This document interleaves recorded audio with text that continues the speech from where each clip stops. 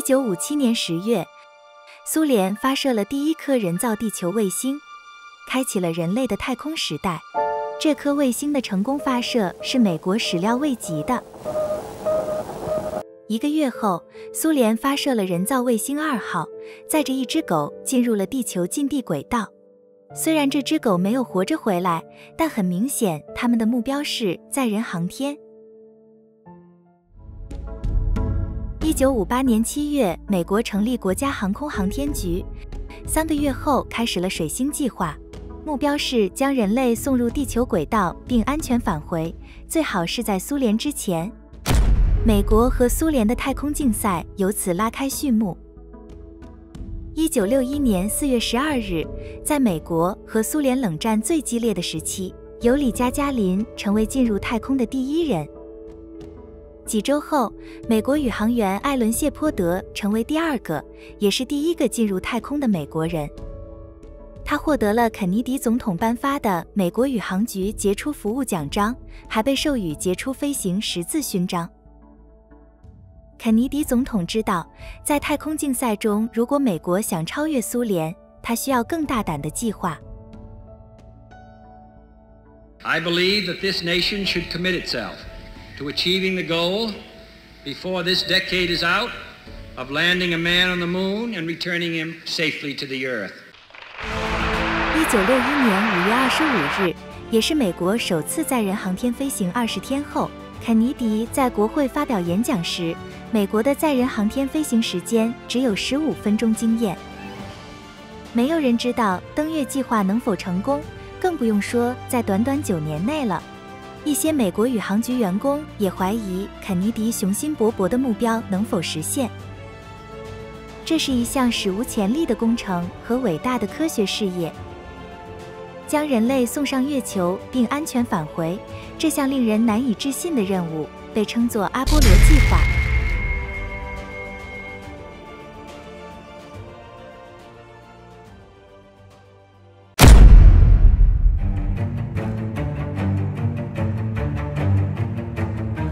阿波罗1号的悲剧令人心碎，但随着阿波罗7号的成功，增强了 NASA 的信心。2个月后，阿波罗8号使宇航员离开家乡38万4千公里，成功地进入了绕月轨道，绕月飞行了10圈，并安全返回，向目标迈出了坚实的一步。但跨越最后一步将是阿波罗计划中最大的挑战，这需要使用经过多年研发、还没有经过测试的航天器——登月舱。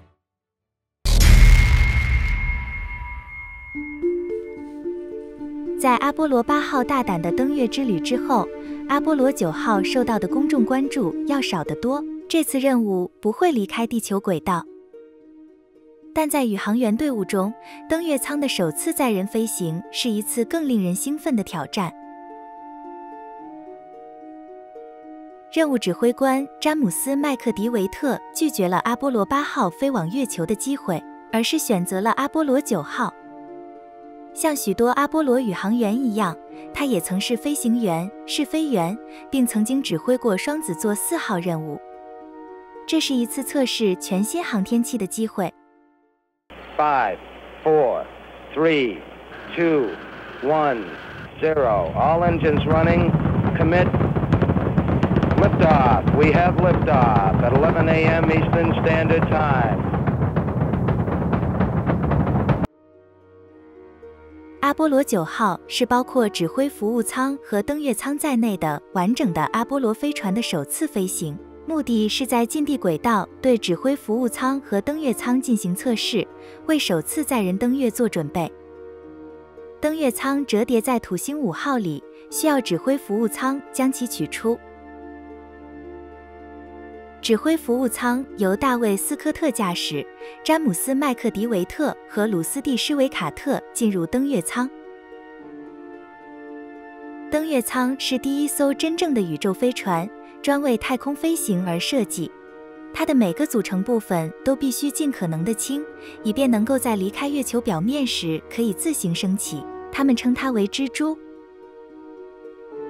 与指挥服务舱不同，蜘蛛没有隔热罩，如果试图使用它重新进入地球大气层，它会被烧毁。因此，如果宇航员在飞行后无法与指挥服务舱进行对接，他们将无法返回家园。但蜘蛛的试飞非常顺利，詹姆斯·麦克迪维特和鲁斯蒂·施维卡特驾驶登月舱距离指挥服务舱超过160公里，他们成功地完成了整个测试任务。现在登月舱已准备好飞往月球了。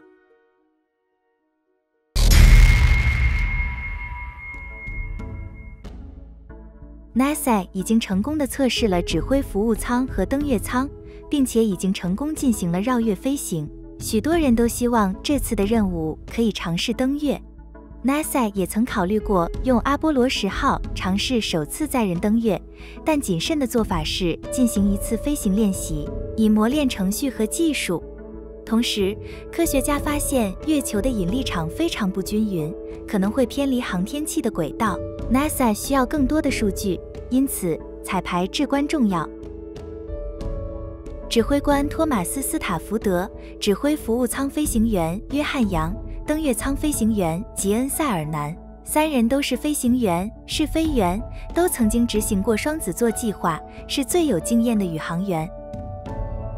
他们圆满地完成了任务的每个测试，只是没有登月。现在一切都准备好了，是时候尝试登陆了。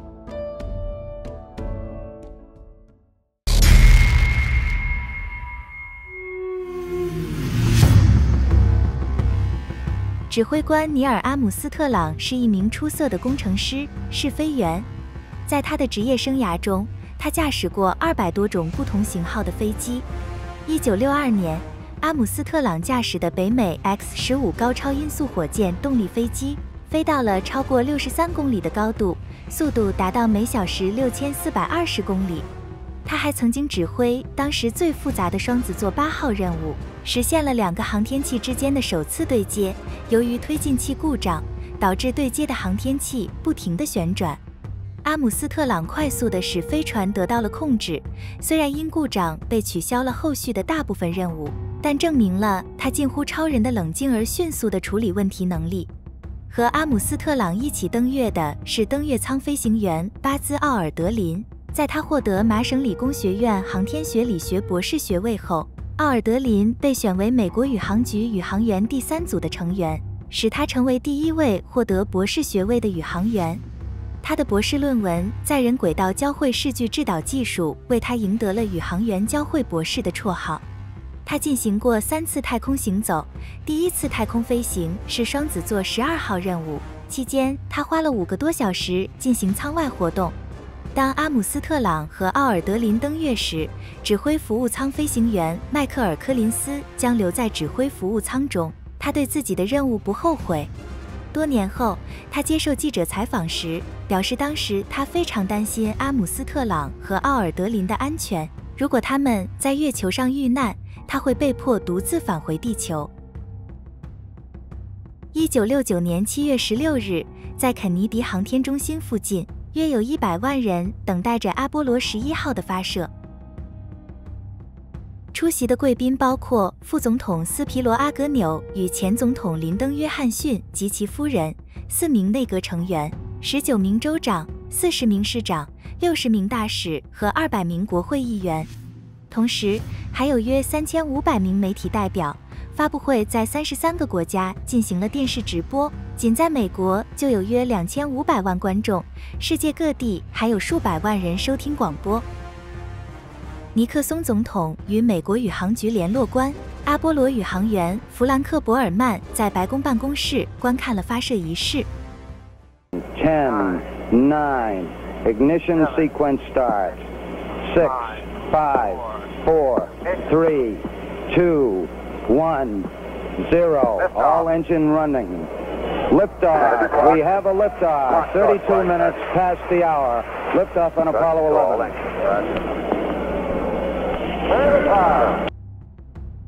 4天后，阿姆斯特朗和奥尔德林爬进了他们的登月舱。登月舱被命名为鹰，指挥舱被命名为哥伦比亚。柯林斯独自留在哥伦比亚号上。他们脱离对接，并开始降落到月球表面。阿姆斯特朗惊呼：“老鹰有翅膀！”多年的努力训练，只为了这一刻，降落到月球表面将是对他们技术的极限考验。此时，在休斯顿，任务控制中心的工作人员看着鹰最后一次经过月球后面，他们监控2个航天器中的每个系统，并引导宇航员通过复杂的环境。而这次任务的成功即将落在26岁的指导官史蒂夫·贝尔斯的肩上。1202，在距离月球表面1800米的地方，登月舱制导计算机发出了数个意外的1201和1202程序警报，分散了机组人员的注意力。在任务控制中心，计算机工程师杰克·加曼告诉指导官史蒂夫·贝尔斯，继续下降是安全的，并将这一消息转告给机组人员。当阿姆斯特朗再次向外看时，他看到计算机的着陆目标位于一个直径91米的陨石坑旁的一块布满巨石的区域，因此他采取了手动控制。任务控制中心只能观看，着陆能否成功要看阿姆斯特朗的驾驶技术了。地球上6亿人在观看鹰的着陆。60 seconds. Lights on. Down 2.5. Forward. Forward. That's 40 feet down 2.5. Picking up some dust. 4 forward. 4 forward. Drifting to the right a little. That's okay. Contact light. Okay, engine stop. We copy you down, Eagle. Houston, Tranquility Base here. The Eagle has landed. 阿姆斯特朗在月球上迈出了第一步。It's one small step for man, one giant leap for mankind. 奥尔德林用简单的一句话描述了这一景象：壮丽的荒凉。宇航员将美国国旗插在月球表面，尼克松总统通过电话无线电传输与他们通话。Hello, Neil and Buzz. I'm talking to you by telephone from the Oval Room at the White House. And this certainly has to be the most historic telephone call ever made from the White House. I just can't tell you how proud we all are of what you have done. For every American, this has to be the proudest day of our lives. And for people all over the world, I am sure that they too join with Americans in recognizing what an immense feat this is. Because of what you have done, the heavens have become a part of man's world. And as you talk to us from the Sea of Tranquility, it inspires us to redouble our efforts to bring peace and tranquility to Earth.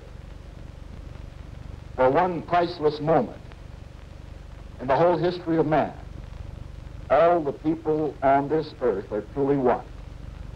One in their pride in what you have done, and one in our prayers that you will return safely to Earth. 阿姆斯特朗看见安装在登月舱梯子上的一块牌匾，他们收集了21.55公斤的月球样品，并拍摄了照片。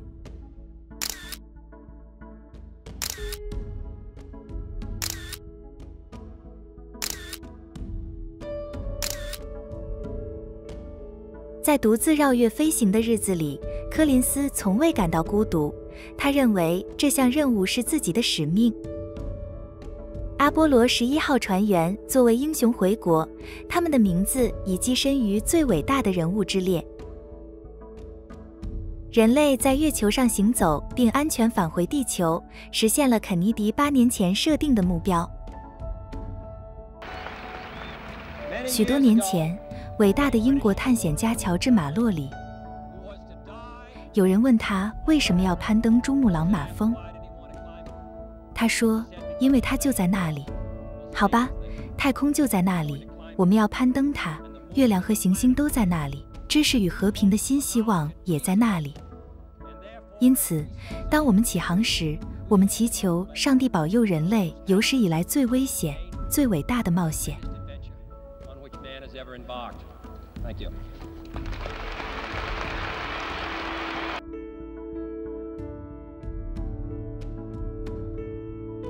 既然肯尼迪总统的目标已经实现，那么重返月球还有意义吗？阿波罗计划还有什么目标？新的使命是科学。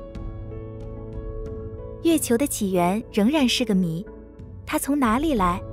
它伤痕累累的表面能否讲述太阳系早期的故事，进而帮助我们了解自己世界的起源？太空飞行仍然是充满危险的。Okay, Houston, we've had a problem here. This is Houston. Say again, please. Houston, we've had a problem.